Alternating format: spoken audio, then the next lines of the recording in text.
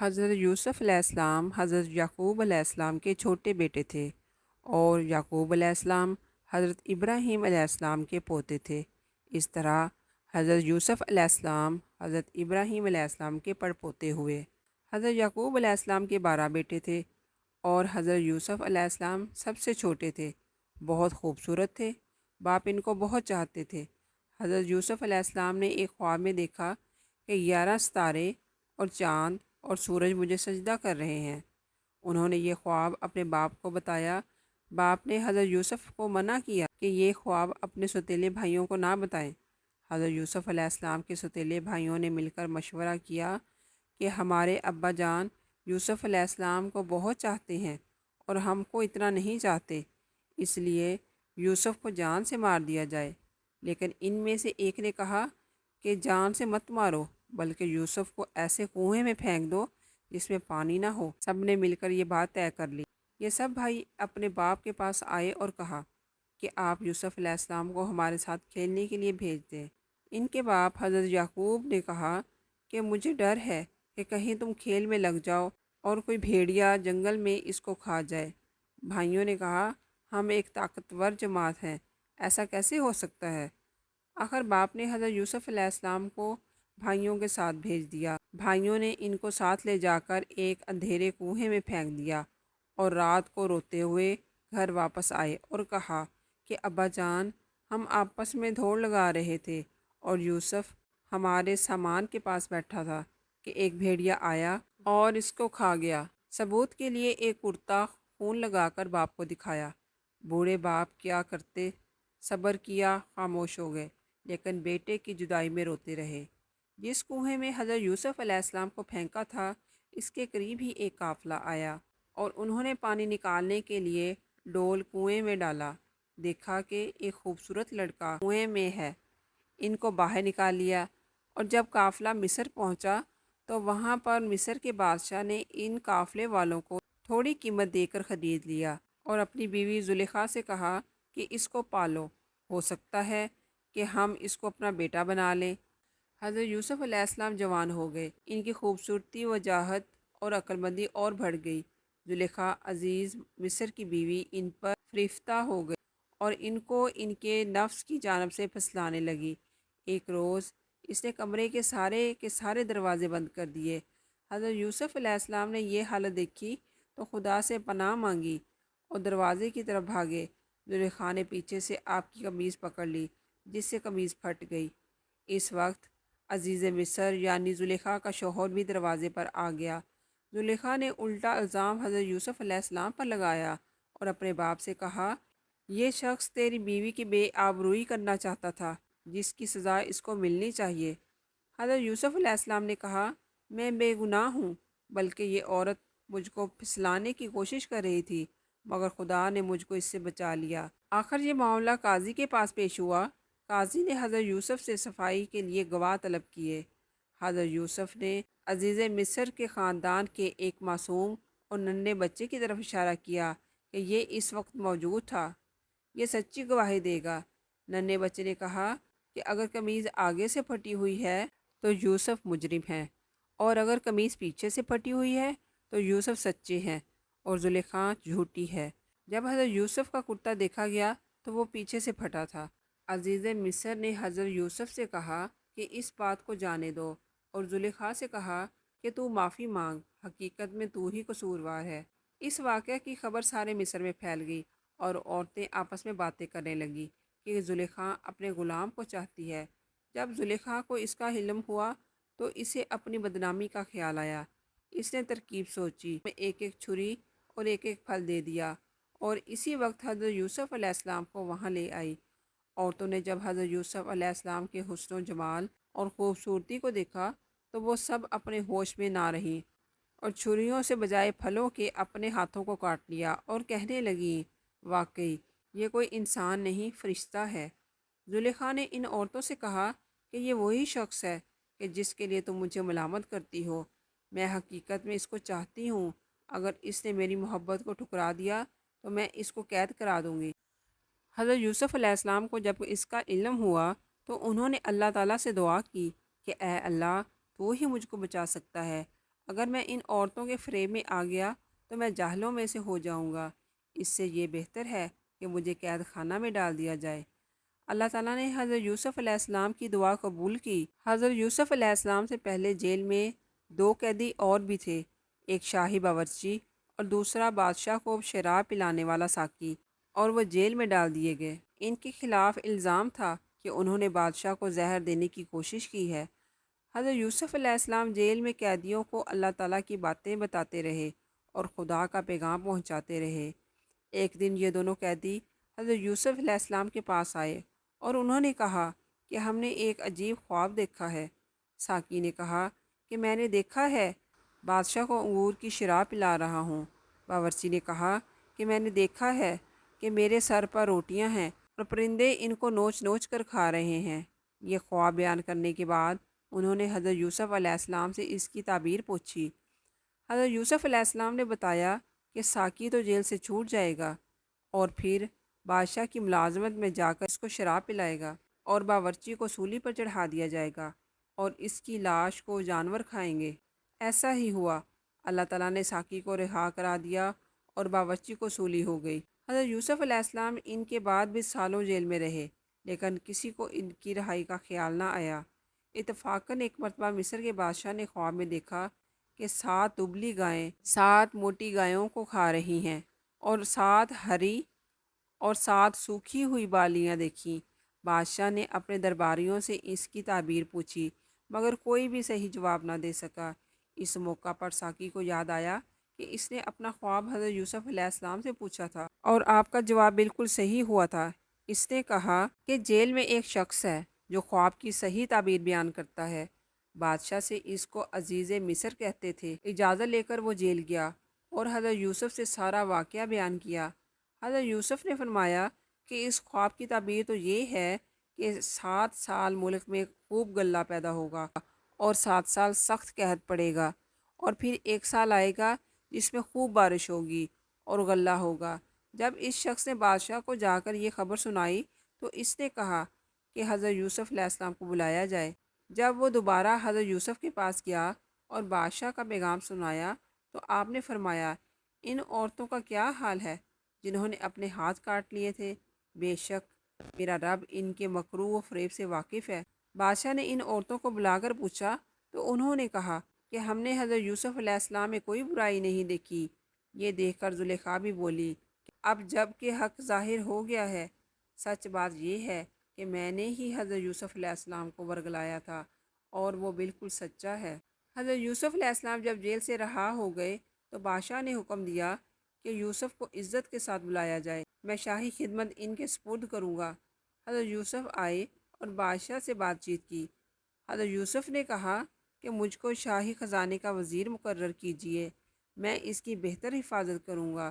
بادشاہ نے منظور کیا اور انہیں شاہی خزانے کا وزیر مقرر کر دیا۔ آخرکار وہ قحط کا زمانہ آ گیا جس کا بادشاہ نے خواب دیکھا تھا، اور اس کا اثر اس جگہ بھی پہنچا جہاں حضرت یوسف علیہ السلام کے والد اور بھائی بھی رہتے تھے۔ چنانچہ حضرت یعقوب علیہ السلام نے اپنے بیٹوں کو غلہ لانے کے لیے مصر میں حضرت یوسف کے پاس بھیجا۔ جب حضرت یوسف کے بھائی آئے تو حضرت یوسف نے ان کو پہچان لیا، اور بھائی حضرت یوسف علیہ السلام کو نہیں پہچان سکے۔ حضرت یوسف علیہ السلام نے ان کو غلہ دیا اور کہا کہ اگلی دفعہ آؤ اپنے دوسرے بھائی کو بھی ساتھ لے کر آنا، ورنہ میں تم کو غلہ نہیں دوں گا، اور اپنے ملازمین سے کہہ دیا کہ جو قیمت انہوں نے غلہ کی دی ہے وہ بھی چپکے سے ان کے سامان میں رکھ دو تاکہ وہ پھر مصر آئیں۔ جب یہ لوگ اپنے شہر کانان پہنچے تو اپنے باپ حضرت یعقوب علیہ السلام سے کہا کہ ابا جان، اب کے ہمارے ساتھ بھائی کو بھیجیے، ورنہ ہم کو غلہ نہیں ملے گا اور ہم اس کی خوب حفاظت کریں گے۔ جب انہوں نے اپنا اسباب کھولا اور اس میں ساری رقم دیکھ کر بہت خوش ہوئے، پھر باپ سے کہا کہ دیکھیے، شاہ مصر نے ہماری رقم ہی واپس کر دی ہے، آپ ہمارے ساتھ بھائی کو ضرور کر دیں، ہم خوب حفاظت کریں گے اور ہم کو سامان بھی زیادہ ملے گا۔ حضرت یعقوب علیہ السلام نے کہا، جب تک تم اللہ کا عہد مجھ کو نہ دو کہ اس کی حفاظت کرو گے اور اس کو سب کے ساتھ رکھو گے، اس وقت تک میں اس کو تمہارے ساتھ نہیں بھیجوں گا۔ آخرکار سب بھائیوں نے عہد کیا۔ حضرت یعقوب علیہ السلام نے ان کو نصیحت کی کہ تم سب ایک دروازے سے داخل مت ہونا۔ آخر جب یہ سب علیحدہ علیحدہ دروازوں سے داخل ہوئے تو حضرت یوسف علیہ السلام نے اپنے سکے بھائی بنیامین کو بتایا کہ میں تمہارا سکا بھائی ہوں اور تم کو اپنے پاس رکھوں گا۔ آخر جب ان سب کا سامان تیار ہو گیا تو حضرت یوسف علیہ السلام نے اپنا ایک برتن اپنے سکے بھائی کے سامان میں چپکے سے رکھوا دیا اور اعلان ہوا کہ شاہی کٹورا گم ہو گیا ہے، جس نے لیا ہو وہ دے دے، اس کو ایک اونٹ غلہ انعام میں دیا جائے گا۔ سب بھائیوں نے انکار کیا۔ بادشاہ کے آدمیوں نے کہا کہ جس کے سامان سے نکلے اس کو روک رکھیں، اس کی یہی سزا ہے، ہمارے ملک کا یہی قانون ہے۔ پھر تمام بھائیوں کی تلاشی لی گئی، آخر بنیامین کے سامان میں سے وہ کٹورا نکلا۔ اس طرح حضرت یوسف علیہ السلام نے اپنے بھائی بنیامین کو اپنے پاس روک لیا۔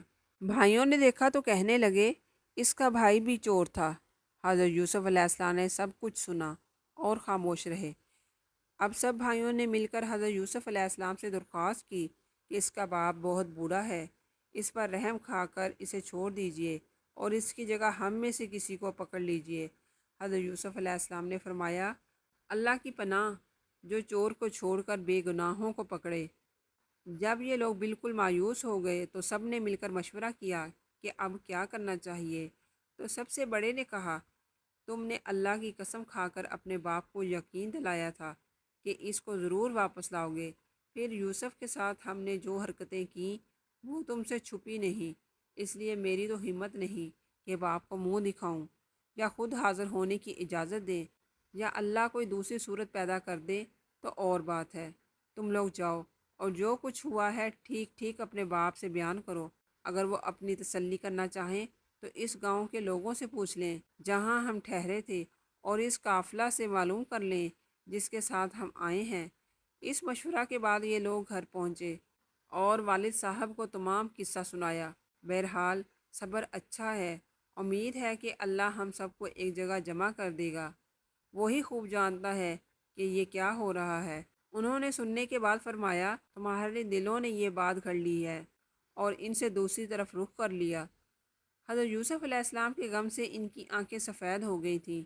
یوسف کے بھائیوں نے کہا، ابا جان، آپ تو یوسف کو یاد کرتے ہوئے گھل جائیں گے اور جان دے دیں گے۔ انہوں نے فرمایا، میں اپنی شکایت تو اللہ سے کرتا ہوں، اور میں ایسی باتیں جانتا ہوں جن کی تمہیں خبر نہیں۔ جاؤ، یوسف اور اس کے بھائی کو تلاش کرو، وہ مصر ہی میں کہیں نہ کہیں مل جائیں گے۔ اللہ کی رحمت سے نا امید ہونے کی کوئی وجہ نہیں۔ اب ایک بار پھر سب بھائی مل کر مصر پہنچے۔ حضرت یوسف علیہ السلام سے گھر والوں کی بری حالت بیان کی اور کہا کہ ہم اپنے ساتھ بہت تھوڑا سامان لائے ہیں، مگر چاہتے ہیں کہ آپ پورا پورا غلہ دیں۔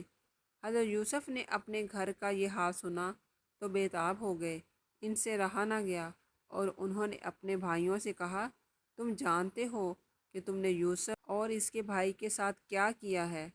بھائیوں نے نہایت تعجب اور حیرانی کے ساتھ پوچھا کہ کہیں آپ ہی تو یوسف نہیں؟ آپ نے فرمایا، ہاں، میں ہی یوسف ہوں، اور یہ میرا بھائی ہے۔ اللہ نے ہم پر بڑا احسان کیا۔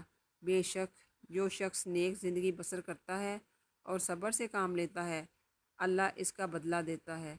جب تمام بھائیوں کو یقین ہو گیا کہ جس کے دربار میں ہم اس وقت کھڑے ہیں ہمارے بھائی یوسف ہیں، تو سب نے مل کر اپنے گناہوں کا اقرار کیا۔